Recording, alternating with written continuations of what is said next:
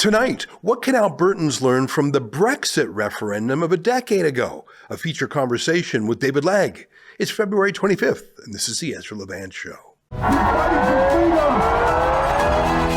Shame on you, you censorious thug!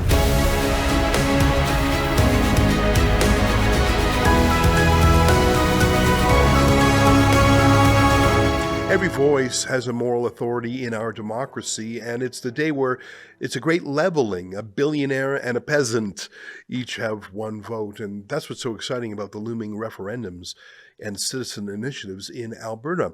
But I think there's some voices that have risen to the top in terms of the quality of their thinking, being philosophical, being well-informed, and I'm looking for voices like that in the debate over Alberta's future. And definitely one of those people is Keith Wilson, the senior lawyer who actually was the lawyer for the Freedom Convoy of truckers in Ottawa.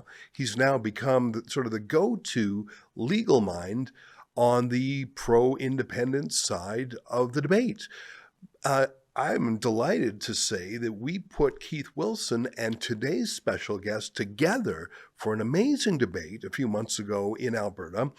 Our guest today is someone I met when I was a student at University of Calgary. He was at University of Lethbridge, and we met each other in a battle against a communist students' union, which was a really great way to meet. And he went on to high heights in international business and investment, coming back to Alberta after Jason Kenney defeated Rachel Notley's NDP. And he had the heavy duty of telling the world that no, Alberta hadn't gone mad, or at least it was returning to sanity, and that the world's investors should return also. Without further ado, let me introduce to you someone whose thoughts I really listened carefully to, because there's so many deep thoughts there in our world of shallow sound bites. It's a pleasure to spend some time with David Legg. David, great to see you again.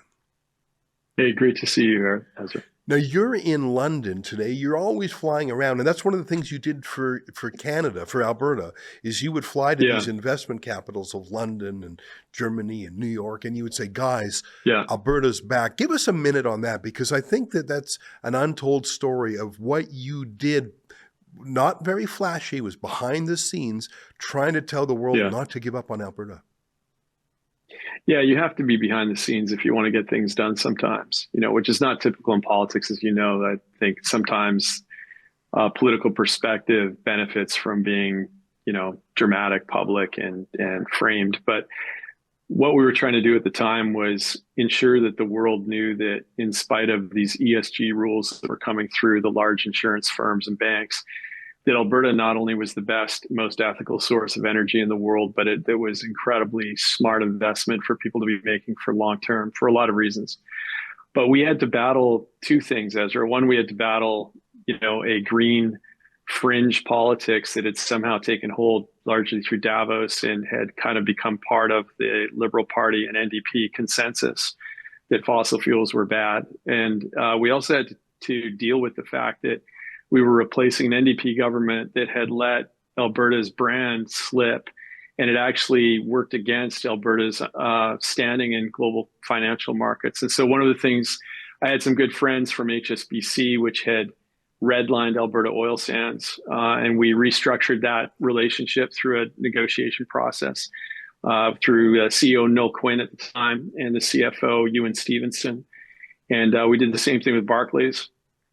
And so we started to unlock better value capital for Alberta industry by taking the actual Alberta story, not the caricature that had been created by the left and that the Liberal and NDP parties that adopted about Alberta. And this is one of the things that I think is at stake in the conversation right now. Alberta, creates the most wealth in the country. It leads the nation by a long shot on job creation. Alberta, by instinct, is a conservative province. It has cut taxes, reduced regulation, and as a result, it has grown jobs 3.8% in the last year. The rest of the country is 0.6%. And what's funny is you see a Liberal Party that has antagonistic policies to all of that growth, citing that growth as a sign that Canada is healthy right now.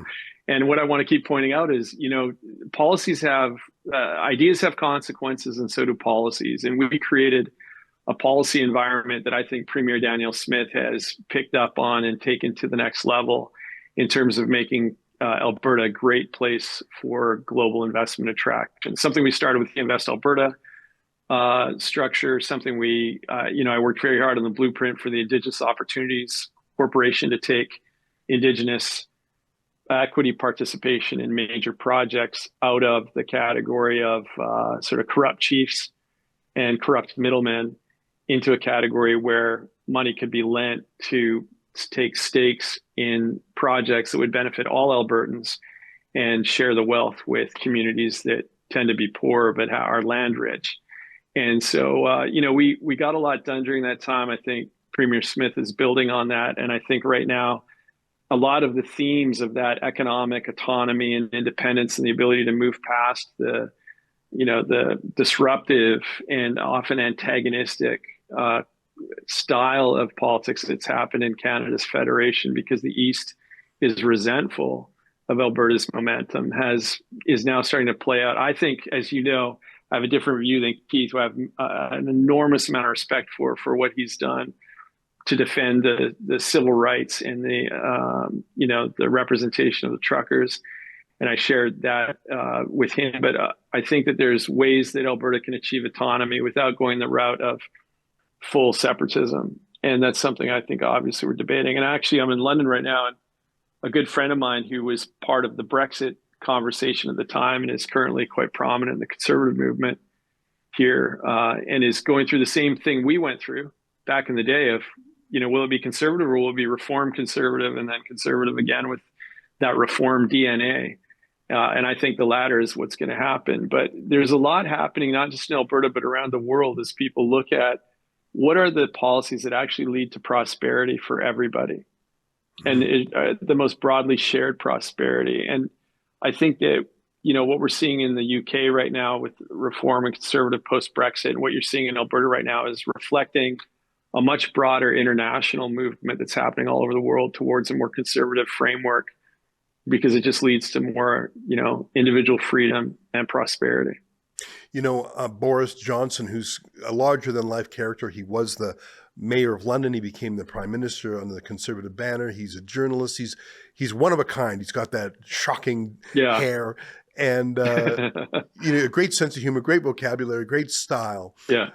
But if you look at him on the issues, he was for what they call net zero. Like, he was a bicycling environmentalist that he would boast about. He also was a mass immigration guy. So on two key issues, I think he was on the wrong side. And if you look at the Reform UK now under Nigel Farage, he's taking the opposite point of view on both those issues, and he's attracting some defectors from the shrinking Conservative Party. I think you're right to draw an analogy with how Reform and Conservative split in Canada and then recombined a little bit stronger. Can I ask you a question about the UK? Because you're there now, you spend time there, people there. I think about the Brexit referendum, which sneaked up on people because it was regarded as almost a joke. It was the government's way of saying, fine, we'll give you your referendum, you'll lose, and then can we please stop talking about it? Like, that's how it felt. No fancy people supported it. All the institutions were against it. And what do you know? It won. I mean, Nigel Farage was leading it, but he didn't have a very big army other than ordinary people. Everyone was against it except the people. Can you give me some thoughts on Brexit, what it meant for the UK? And then I want to spend a little bit of time, if you don't mind, asking you what lessons Alberta and the rest of Canada can learn about Brexit, including how the campaign went down. So that's a lot there, but take it away. Well, so three things come to mind. First one is immigration and asylum fraud is a very important part of what's happening in Canada right now. That I think that the sort of status anxious, consensus in Ottawa has simply not picked up on. And they think that people that are trying to address that issue are being closet racists or whatever the language is. And as a result, they're misunderstanding the way that people think about their security, their safety, common sense, et cetera. And I think you're going to see that come up in some of the referendum questions that the Premier is going to put on the ballot. But I also think it's part of what people felt in the UK at the time, which is we have a nation that used to stand for something. It used to represent something great, something that we all believed in, something that we hoped for our kids especially. And what we've done is we've let that not only slip away from us, but it's become cynical. And I think that what happened with Brexit that's very interesting for Alberta is that the polling never picked up on the fact that there was a huge swing vote of people that actually felt very strongly that it was impolite to say you supported Brexit. It was uncool. But deep down, they were more concerned about the status of England and what it had become under a Brussels bureaucracy that refused to respond to hook-handed terrorists that were then treated like asylum seekers that could not possibly be deported from the UK, and they'd overridden the UK on that. When they ran polls on that stuff, it was those things by families who had sons that had gone to war and sort of tried to defend the country. And you had these European human rights courts, and you're seeing this happen in Canada right now, that were working against every form of human rights inside the UK by insisting that known terrorists were allowed to operate, even though they were connected with complete atrocities. And I think that life is larger than economic logic. And I think for a lot of people, what's happening in Alberta is very similar to what happened in the UK under Brexit, which is this sense that it's not simply about whether or not we can, the UK can do fine economically if we disentangle from Brussels in certain ways. It was this much deeper sense, which was like when we had the European Economic Union, under those conventions, everybody loved free trade. It was working really well. But why did it have to become a center-left bureaucracy that suddenly started to have to overrule normal British rule of law on a bunch of things inside their community? And I think you see some elements of that right now at play in what's happening in Alberta. And I've said this in a couple podcasts, Ezra. I think that the East and some of the polling numbers are completely misunderstanding that if you ask people certain kinds of questions on this in polite society, they'll say, yeah, absolutely, I'm against separatism. I'm against separatism, right? And I made the mistake of debating the great, much smarter than me, Keith Wilson, on a stage in front of, a couple thousand people that are feeling the pain of being in an economy, in an environment that's in decline, and knowing that Alberta, without having to fight its own government in Ottawa, would be on an upswing and not facing some of these challenges. And so I understand and I completely empathize. And Keith and I, as you know, had a debate very much around tactics for autonomy and decision-making that would lead to prosperity rather than simply, having this sort of binary disagreement. But I think that Alberta has an enormous population of people that if asked the question, do you think that Alberta should try autonomy in a formal way, in the way that we restructure there's going to be a very strong hidden vote that says, yeah, I want to try this. Partly because I think a lot of people want to see how Ottawa is going to react to a sentiment that says, now you've got to actually get serious about solving some of these federalist problems you've created. I think the answer is for all provinces in Canada to have full federal structure, very similar to what Quebec's got. I think that's the direction that this is going to go and probably end up. But I think along the way, when you look at what happened in Brexit, and I expect that the team that wants more autonomy is going to start using some of the same framing that was used in Brexit in order to achieve popular support for that. We're going to be talking a lot more to our British cousins about what happened, how it worked, and what to do about it. In the UK, I followed it a little bit because I didn't think it had a chance. I remember first hearing about it. I thought, boy, this sounds like an obscure project. And it was sort of the same time as Donald Trump. It was a little bit before him, if I'm not mistaken. And it was just sailing through under the radar like Trump was at first. Everyone thought Trump was a joke. Yeah. They thought it was a PR stunt to build his brand. They didn't realize that he was connecting with people. And I think Brexit was the same way. In the UK, though, I think it was more of a class divide. Working class Brits, ordinary folks, white folks, to be candid, felt they were being left out and were being ignored. Whereas the fancy cosmopolitans in London loved the idea of dashing over to the continent for a weekend. In Canada, the divide, it's a little bit classist, but I think it's more geographical. So I don't know how you resolve it, because there's an antipathy in Ontario and Quebec towards the West. Not everyone, of course. There's wonderful people in Ontario and Quebec who actually love Alberta, and and Yeah. they love it for its characteristics. But I just saw in the Globe and Mail today some headline about Mark Carney made all these concessions to Alberta. And I thought, what Yeah. concessions? He put a bunch of Yeah. allowing Alberta to produce its oil is a concession. That's a gift. That's a hardship. And I thought they would never say that about a car factory or the dairy sector. And I don't know how you solve that divide, because just the economics and the geography, how do you overcome that? How do you get the prime minister of the country to stop kicking Alberta when it's down? Well, look, it's the last decade under the Liberal Party of Canada, and they were informed and advised directly by Mark Carney for years. I think one of the things that I would love to see, I think Mark Carney could do three things that would not just be a matter of placating the sentiment that wants autonomy, but actually addressing some really fundamental issues economically and culturally.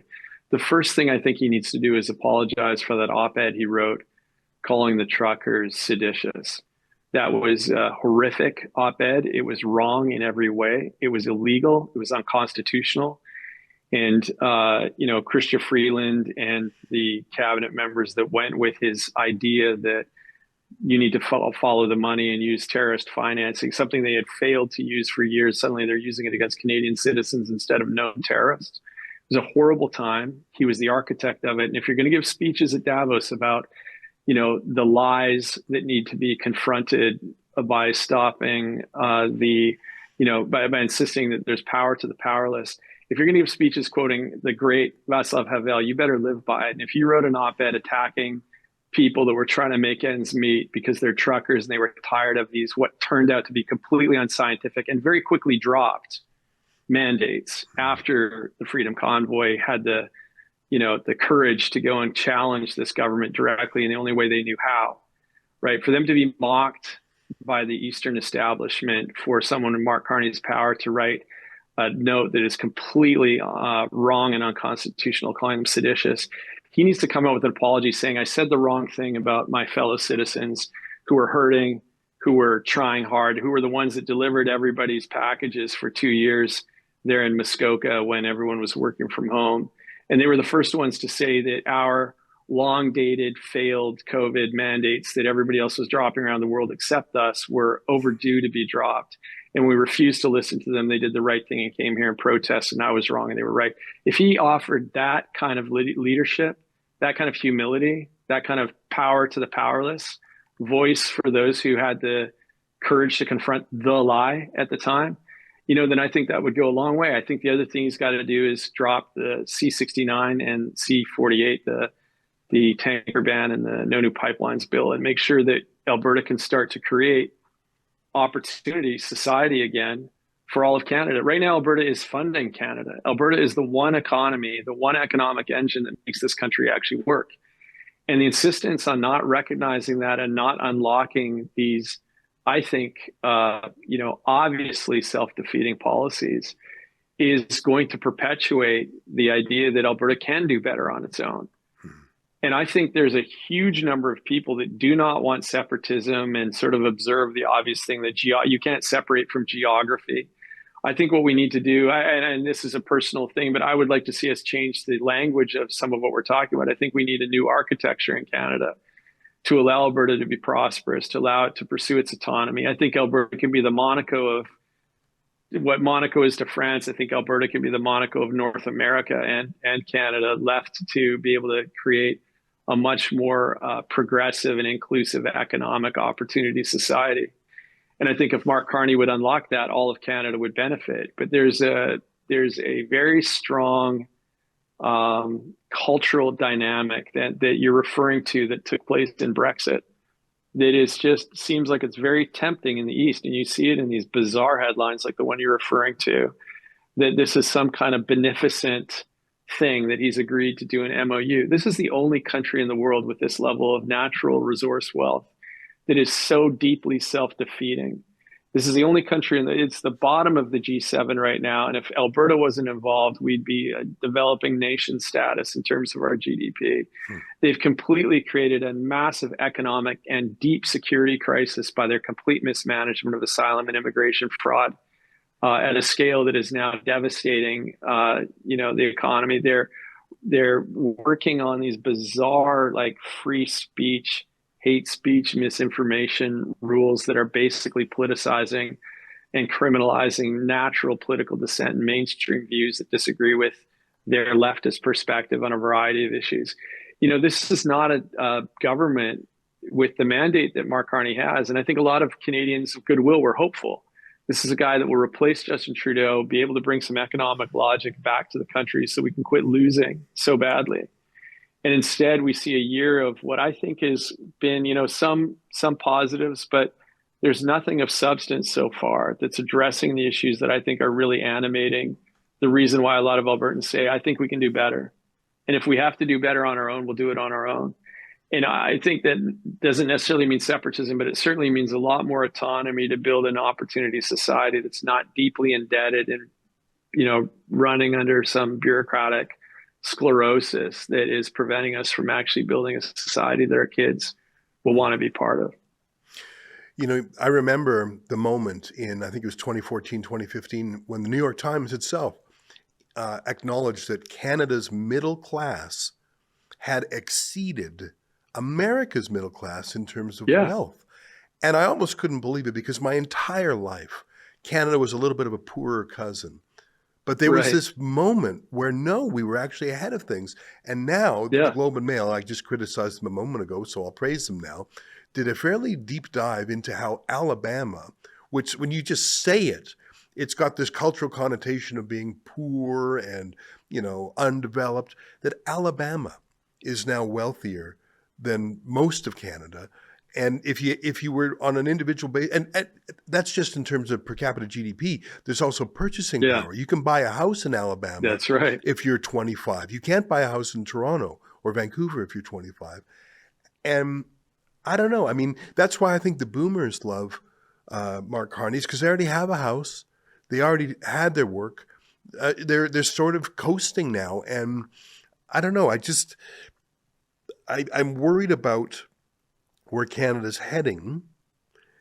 And I think a lot of Albertans are looking at the mess that Mark Carney is creating and saying, we don't just want to separate from the long-standing problems in Canada. We want to get away from that guy who thinks our future lies with China and anti-Americanism. Like, I think everything that Mark Carney does that's irritating to, quote, conservatives, it pushes more people towards Alberta independence. Yeah, look, I think that there is a deep cultural divide in the country that stems a little bit from the fact that Alberta is doing so well economically. And this sounds ironic to people, I think, because people feel like Alberta is, restive because it's got some, economic frustrations. If you look at Canada over the last decade, the degree of impoverishment of the country, one of the things that's hidden just how bad it is that this government, very much like the NDP in Alberta, has borrowed more money than all previous governments combined. The debt, the whole of government debt, because a lot of our people forget a lot of our debt in Canada isn't just federal debt, because we have policies on, like, our healthcare and our education is actually run provincially. So we have 110% of our GDP is debt. In any given year. People don't understand how serious that is, how bad that is. You look at what's happening in places like BC, you look at what's happening in Ottawa with the $1.5 trillion in debt, the largest deficit aside from extreme sort of deficit issues today this year, under a guy that has no plan that's actually changing the fundamentals of the economic growth strategy. And in the midst of all that, Alberta is growing, doing exceptionally well. And I think that as people look at that, there's a cultural divide. It's not just about economics. It's also about, what are we as a nation? Why are we so insecure out east that we have to pretend that the 10 years of decline are Donald Trump's fault? Yeah. We know they're not Donald Trump's fault. He wasn't around for most of it. We know that the Americans aren't the ones that are responsible for 300,000 people defrauding our asylum system. They're not responsible for the complete loss of control over where Hamas, Hezbollah, and the IRGC agents are in the country right now. 30,000 deportees lost track of. I mean, the level of incompetence is so unbelievable that some people, when I post some of this stuff, people say, well, it's got to be intentional. How could anybody possibly be doing this? It's not intentional. I don't think it's intentional. I think that it is just careless. It's a deeply careless approach to things, because the country has been lucky. And one of the ways the country is lucky is that we're right next door to the United States. And most of us live within, with proximity to the US. And so our economy is, almost 80% trade down to the United States. Their economy is only 12 or 13% trade up to us. So there's that's one area in which we've become sort of a trust fund nation. The other area in which we've become a trust fund nation is Alberta creates all this wealth that gets transferred into provinces that don't feel the natural economic pressure of having chosen a left-wing government or left-wing governments. And so you've got places that are completely economically untenable, like Quebec, that aren't forced to deal with that problem because Alberta's transferring $21-22 billion to them to help, move them past the need to ever be realists about energy security. Yeah. And so I think what's happening in Alberta is people are reaching a point where they're saying, I want to call time on all of this. I don't believe that we should be in bed with the Chinese and acting antagonistic and elbows up to the Americans. I think the Americans need to know that we're strong and we're going to argue our own incentives and our own interests from a position of strength. But I don't believe that being in bed with the Chinese helps us. I don't believe that we have to be recklessly incompetent on immigration. I don't believe that terrorists should be marching in the streets and creating an uncomfortable environment for the Jewish community in Montreal, Toronto. A lot of people have had it with that cultural decline. They've had it with the US having the lowest crime rate, lowest murder rate in 125 years under a guy that's removing people that shouldn't be there in the first place, and having Canada's violent crime spiking to the highest point ever, right? Like, these are the things that start to make people say, I don't know how it's all broken exactly, but if you're putting in front of me a referendum question that says, do you want change? Do you want to take back control? Then I'll do that. And that's what Dominic Cummings did with the Leave campaign that took people by surprise in Whitehall and across the elites in the country. Is he just basically realized people had it with the cultural decline of the UK. They'd had it with an elite that never had to live with the consequences of their decisions in terms of tax, the grooming and rape gangs. This is the life that people were having to live with. And every time they tried to protest something, they were called a racist, or, the fathers that were trying to deal with their young daughters being groomed and kidnapped were being the ones that were put in jail. That was what was happening in the community at large. And that was the conversation people were having. In Canada right now, people are having conversations about this BC human rights fascist, right? This woman that had this guy arrested. They've had it with this. Yeah. They've had it with people that are kids that are being put on SSRIs and losing their minds and shooting people. And then and police, RCMP, that never arrested the guy because they were worried about being called transphobic. And then when the damage happens, they want to blame OpenAI for not alerting them earlier to his bad posts, as if they would have done anything about that. People see through this stuff, and what they see is a corrupted, sad, defensive, status anxious elite that doesn't know how to actually build something. Instead of actually making the hard steps to build consensus and build something in the country, they'd rather run against a caricature of a US president that's unlikable. And I don't think people find that satisfactory. That's just so hollow as a philosophy of what we can be as a nation. And I think when people look at the debt, they look at what's happening with the immigration and asylum fraud. They look at some of the dynamics around what's happening in their schools. They look at this bizarre abuse of the idea of human rights to go after people that have mainstream opinions on sexual identity and what kids should be told in schools. And they just say, you know what? I don't like the direction the country's taking right now, and I want change. And if you're telling me I can't get that change federally, but I can get that change provincially, you're tempting me now. Now, I might not believe in separatism. I might believe that there's a way to have autonomy without breaking out of the country. I don't believe that you can separate geography. We need a new architecture. But whatever that thing is, that sentiment will be expressed and felt in the fall in a very specific way. And I think the Premier's doing some good things, putting some of these issues on the table at the same time as the referendum. I know there's debate about that. right now, but I think that Albertans are not easily scared by elite consensus. I know, I know that, as you know, I know that being, Jason's principal advisor, and he and I had different views on some of the COVID stuff, but our base doesn't tolerate those differences for long before they act to shift them. And I think that Alberta will be the one province that continues to save Canada from itself by growing the economy, by dreaming, by building, by creating. And if Ottawa continues to choose to stand in the way of that, then there will be fundamental change. It's either this fall or it'll come in a different form later on. But I think that move towards economic and cultural autonomy is gaining steam. I mentioned you're in the UK, and that got me thinking about Brexit a bit. And then you mentioned the name Dominic Cummings, who is I would call him a kind of amateur philosopher, as well as a political strategist. He was an advisor. Yeah. He was involved in the Brexit campaign. He was with Boris Johnson trying to fight the bureaucracy. He was on the Leave side. The Remain side, which was the no vote, they actually called their campaign Project Fear. That was actually an internal phrase they used, and it was, let's make people so afraid of a future outside of the European Union. And they tried their best. I don't know if Project Fear would work super well in Alberta, because Alberta knows that it's so wealthy. You could scare people a little bit about their pension, maybe. I can't really think of other things, because everyone in Alberta instinctively knows they're going to be better financially.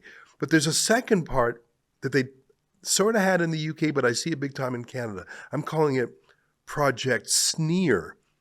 So there's Project Fear, which is I'm going to make you afraid you're going to lose your pension. Project Sneer is the entire Laurentian punditocracy. And I shouldn't pick on Andrew Coyne, but he's the most rabid of them, is just constantly denigrating the word traitor and treason. I don't know if you saw this, David. 2 days ago, the Parti Québécois separatist politician won a provincial by-election. That's the fourth Parti Québécois separatist in a row. 4 in a row. And I searched the entire CBC website. I found one tiny story written completely straight. Just a little, oh, by the way, the PQ won. Why is it that the sneering is directed at Albertans who are saying, hey, stop picking on us, stop stealing our stuff, stop blocking our oil? But you have a separatist in Quebec.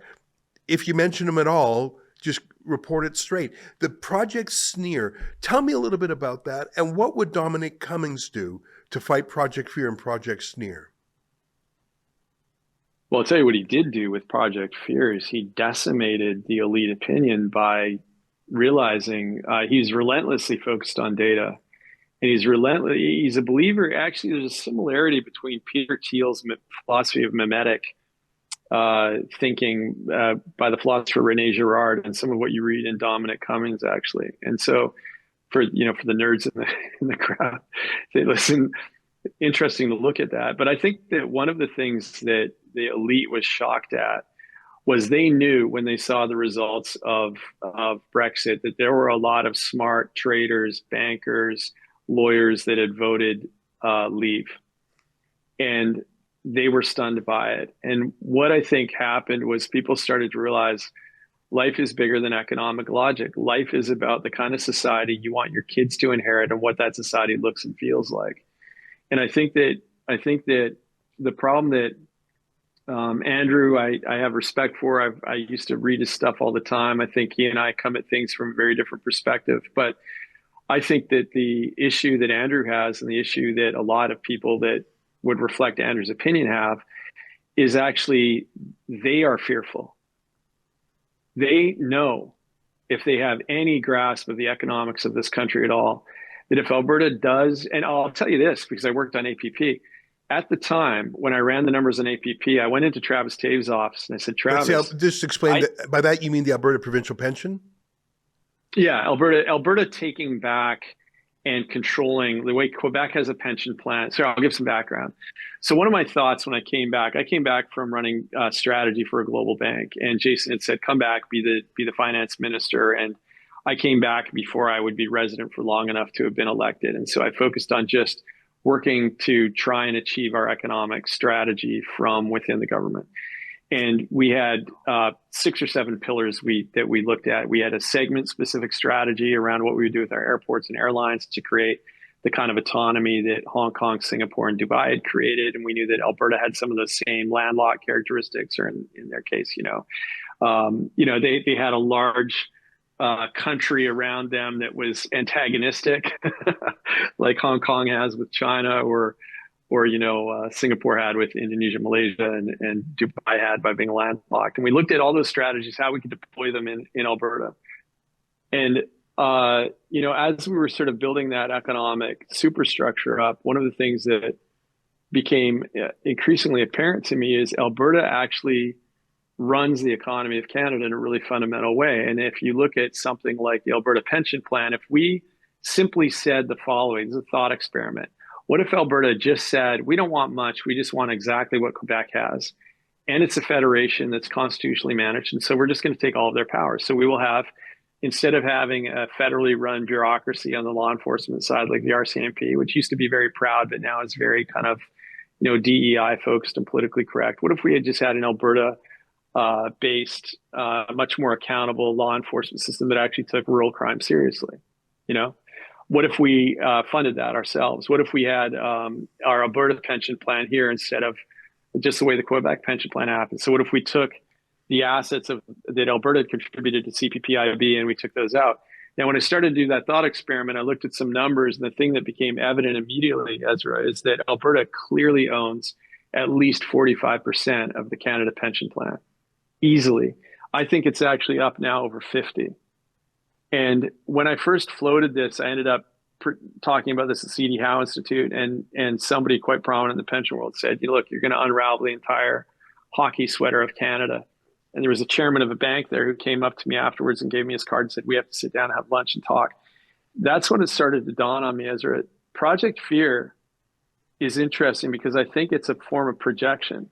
I think in Alberta, I think in Canada, Project Sneer and Project Fear is a smart guy like Andrew Coyne senses deep down in his very agile, economically informed, deeply federalist mind. He knows Alberta has the wherewithal to actually do this, get away with it and print it. And if that happens, if you unlock Alberta, and Alberta is in a position where it creates a direct sort of trading relationship with the United States, and it's unlocked fundamentally, we will within 20 years become the single most wealthy democracy in the planet, no holds barred. It's impossible. We have 5 million people, and we have $5 trillion worth of assets. Qatar is this incredibly wealthy place. We have as much oil, we have as much gas as Qatar. We have more oil than the entire United States and Russia and China combined. We haven't even mapped a full geological survey of our mineral wealth. This is the wealthiest democracy on planet Earth. Nothing is even close. And I think guys like Andrew and others instinctively, even though they won't ever admit it, understand this is a place where you could actually build. We've got the same, when I set up Invest Alberta, I set it up on the pattern of Ireland, partly because if you look at Israel and you look at Ireland, two of the best sort of most capital intensive places that did a great job of attracting international capital. I looked at those two models and we built Invest Alberta on those models. And when you look at Alberta can be 5 times wealthier than Ireland easily. We have far more natural wealth in Ireland, and we've got a very similar sort of population structure. We have all this potential, and if you were to say, what are the 3 or 4 things keeping you from reaching your potential? The top three would be federal government interventions that prevent us from just doing the things that we want to do naturally, which they would ultimately benefit from. Mm-hmm. So at a certain point, you have to ask yourself, so what is the motive of Andrew in being so resentful over Alberta separatism, but so accommodating of Quebec separatism? What is this cultural sentiment in the East that is so antagonistic? And it's been, there's something in that DNA when you look at these old posters that you see of, back in the middle of the century, these political posters of Alberta being resentful over federal control. I think the big difference now is Alberta is reaching escape velocity. And anybody close to the Canadian economy knows just how bad it's gotten. And that if you take Canadian economic numbers and you strip out Alberta, Canada falls. It's already at the bottom of the OECD. If you take Alberta and you say Alberta without Canada, it is an extraordinary, fast-growing, highly competitive middle power globally. If you take Alberta out of Canada, and Canada no longer has Alberta, and Canada continues to pursue this heavy red tape, extreme bureaucracy, extreme debt, and again, people have to calc the debt on both the provincial and the federal level because of the way we're structured federally. You know, you have a country that can't work mathematically without Alberta funding things. And so I think that what you're seeing in Project Fear and Project Sneer is the Project Fear is actually the fear of people that get close to the numbers or just their intuition about this. They start to realize these people could actually pull it off. They could actually do it. They could separate. And if they did, the Canadian experiment would be over. And so I think the stakes are much higher than people are willing to admit. And they're going through the 5 phases of grief, or whatever that framing is. And I think denial is the first one. And I think they're starting to realize mockery kind of helps them feel better because it's a form of denial. But as you get closer and closer to what this is, and again, I don't want separatism. I want a restructuring of the architecture of Alberta in Canada.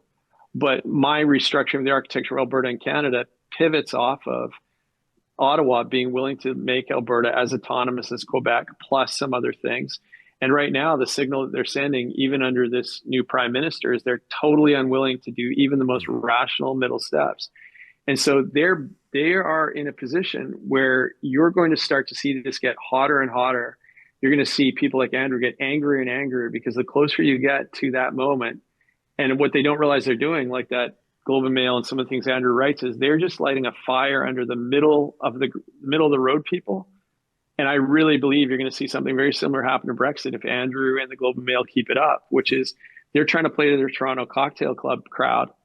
And they're not doing a job. They're not doing the right thing they're not fairly interrogating what the issues actually are that are splitting the country right now because they don't want to offend their friends in Ottawa. And by not doing that, they're missing the point. And by missing the point, they're going to continue to create a scenario where more and more people that are in that large range in the middle, like they were in Brexit, are going to say, you know what?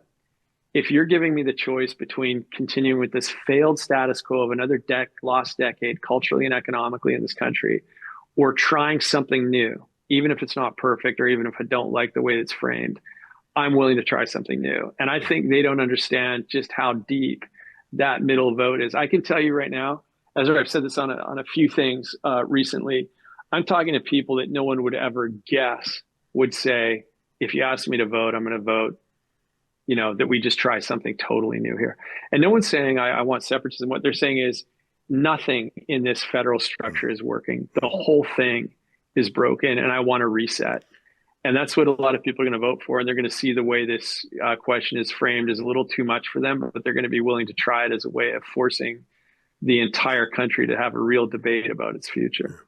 You know, Matt Jenneru is the name of a longtime Conservative MP from Edmonton who apparently had some family issues, announced last year he was going to take some time away, and then suddenly announces he's a Liberal. And suddenly he's sitting next to the Prime Minister in Parliament, and suddenly he's on a junket with the Prime Minister, someone who doesn't even live in Alberta anymore. I understand he's moved to BC. Yeah. And yeah. It's an outrageous story of floor crossing for no principled reason. Someone who should have resigned and had a by-election just because and maybe there's some personal things we don't know about him. And I'm just saying, fine, go resolve them, but don't take a seat. But here's the independence angle. That riding was Alberta playing by the rules. Okay, you don't like what's happening, so elect your alternative. Elect someone who will advocate for you. And Matt Jenneru won. And then in some backroom deal that we don't know anything about, we don't know what the inducements were. There obviously were some. There's a do-over. There's a form of cheating. And so if you're saying to Albertans, suck it up, stop complaining, know your place, you have no legitimate grounds for complaint. And then when Albertans do that and say, okay, fine, we'll be good boys and we'll vote the way we're supposed to do it, we'll be good boys and girls, and then we win under those rules, And then it's like the other team says, oh, you actually won under our rules? There's other rules we didn't tell you about till now, which is we get to have private meetings with your MPs and bribe them to refute your clearly demonstrated democratic will. That, I should tell you, Rebel News, we track a lot of our stories and our polls and things like that. Yeah. That Matt Jenner thing was the white hot issue. And because it's not just a floor crossing, it's proof that there is no winning in this system. Because if you do win, surprise, there's this special move we have that we didn't tell you about till now. And I don't know, I just found that deeply depressing, because I've always believed in the democratic system, and I've always believed in the legal system, and apparently Mark Carney does not. And the jubilation, here's what gets me, is the entire Eastern commentariat. Their takeaway is, Pierre Poilievre certainly has a lack of leadership abilities if we're able to bribe his MPs away. This shows that Pierre Poilievre is a poor leader, but Mark Carney is a brilliant leader, because you see what did he say? I know how the world works. I think that Matt Jenner thing is a deeper explosion than perhaps Mark Carney realizes he's detonated. Yeah, look, I think that if you and I have been close to politics for a while, and I think that you've seen moments where the tension between some of the differential interests in matters of conscience, matters of your constituency, and matters of country, that's kind of been the classic political philosophical debate for a long time. There are times where you have to say to your constituents, I know that a majority of you may disagree with me on this call on abortion, but this is who I am, and I'm gonna take this vote, and you can throw me out in the next election. That's a conscience issue over against your constituents, and you are making that argument because of the moral code of the country, or what you're hoping that the moral fabric of the country will be. And constituents often will say, okay, I understand there's a certain limited number of issues that you just have to vote your conscience on as an individual, and I'll go with that. Then there are issues where you say, look, my constituents might be full of a lot of freedom-loving hippies here in Nelson, BC, but I am going to vote that we go to war and we defend our interests in the following way. And I think the country needs this, and I'm willing to make the call, and I'm willing to deal with the upshot of that. And I think there are other issues where you say to your constituents, the rest of the world is against us, but we're farmers. And you know what? I'm going to vote that we move on this, and that we tariff that, and that we do this because that's who we are. And you might be the only guy standing up in Parliament. Your constituents love you for it because they know you have their voice. You represent their interests in a unique way. And I think, you see this in Locke and Burke, and all the political philosophers used to write about what it means to actually represent people's interests and your conscience and your country in different ways. And your job as an elected official is to constantly be navigating those trade-offs in a way that's ethical and rooted in a principled philosophy. What you see happening right now with this idea that we can just nab the extra vote when we want it and whip it is a complete violation of all three. And party structures exist to kind of be the decoder ring of those things. So a party structure exists to say, look, on the margins, if you vote for this person, the reason they're flying the conservative flag is they're going to tend to be more conscientious about these issues, a little stronger on the fiscal issues, a little more libertarian on these things. They're going to want to vote, and that's going to be different from the liberal candidate. Imagine you're the liberal candidate that ran against Matt Jenner. You're sitting there saying, I stood by this stuff on a principled basis because I'm the guy that stands up in a mostly conservative riding. And year over year, people hate me for it, but I stand for what I think. I want a society that's more focused on equality than liberty. Okay, that's my view. I'm a liberal, right? I stand strong for these things. I believe one day people will see it my way. And this clown basically hijacks your party's platform when it's convenient for him for personal purposes, and uses it to advance himself for the moment, and denies the people that voted for the Conservative Party, which, by the way, people aren't voting for Matt Jenner. There's voting as much for Pierre Poilievre as Matt Jenner. So the narrative around this, the kind of winner-take-all cynicism about being able to take the system take on the system after the fact by getting some, it's literally like you're playing this game. It's a hockey game, and halfway through the game, some guy drops a bag of cash next to your defenseman. He skates over, trades jerseys, goes back on the ice and takes your guy out in the corner. Yeah. The whole team is like, what is this? What is this? Right? The fans are disgusted by it. I think the problem the Liberal Party has is there's an expectation at a hockey game by the Liberal Party and the Conservative Party that makes moments like this feel uncomfortable because we're supposed to be somehow better than this. There's something about the game itself and the way the game itself is supposed to be played. And I think a lot of people instinctively feel that there's something fundamentally not right about this horse trading resulting in you just coming on side for the sake of that extra vote. And if this is the way they want to play it, this is the way they want to trade it, trading on, the human weakness of somebody as weak as this Matt Genero guy, his lack of loyalty, his lack of integrity, his lack of an understanding of what a political philosophy and being a conservative is supposed to mean, then I think people are going to increasingly say, going back to our previous thing, the country itself is broken. A prime minister that thinks that this is some kind of like card trick way of getting ahead does not make me feel like I live in a nation that's got the right kind of democratic ethos. And you might be NDP, liberal, conservative, doesn't matter. People will feel like this isn't the way we want this country to actually operate. And Ezra, I think the issue that a lot of people are going to run into is I talk to, family members, others that don't necessarily have the conservative political perspective that I have, right? Because they have lives. They're not political nerds. But they don't feel like they can walk downtown and feel safe right now. Right? They don't feel like, they are disgusted when, the Jewish guy they went to college with is like, I feel more comfortable moving down to the States right now. I'm really, really worried, right? You've got so many conversations happening underneath the scenes. And again, I don't think a lot of people are calculating this through politics. I think there's a lot of people that will vote Liberal next time again, but they're not happy with what they're seeing in downtown Toronto and who's marching around. And they don't love it when they find out that the immigration crew has lost control of 30,000 people that are supposed to be deported, especially including 3,000 people with terrorist affiliations. And they know that there are these violent acts being directed at the Jewish community.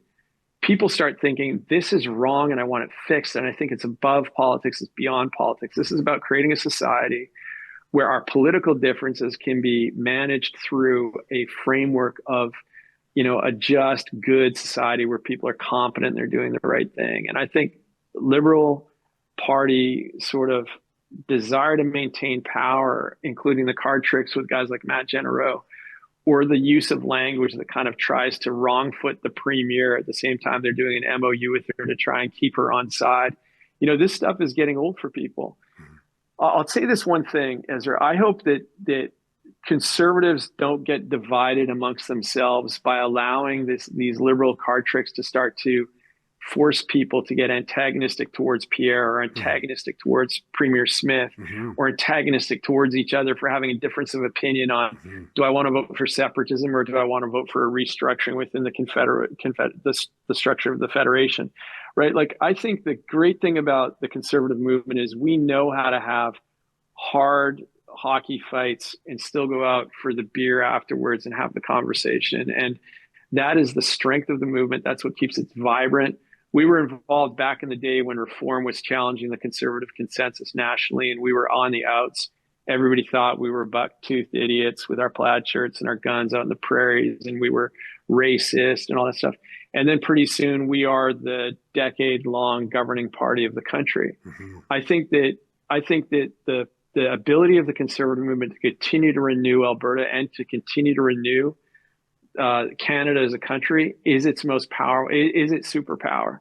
And we do it by not being politically correct, and we do it by having the debates in good faith. And one thing I really hope as we're having this very intense debate about Alberta is that we don't allow the left and we don't allow the Liberal Party to let these card tricks and this shallowness, especially in light of their complete mismanagement of the country, divide a conservative movement, the policies of which would help regenerate Canada and bring it back to its glory. And certainly we have to do that in Alberta, which is the place that I think we have the most natural governing party status.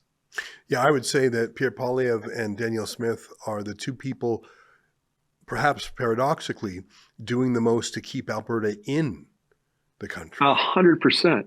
And 100%. it's like what I used to say in the UK about my friend Tommy Robinson and about even Nigel Farage when they tried to. There was this move afoot. I hope they've abandoned it now to use lawfare against him to try and, remove him from the public sphere, like they tried to do to Donald Trump after 2020. Yeah. And my view about Tommy, Nigel Farage, and others like that is these are the last hope to keep demoralized people in the system, hoping they can use the system to win.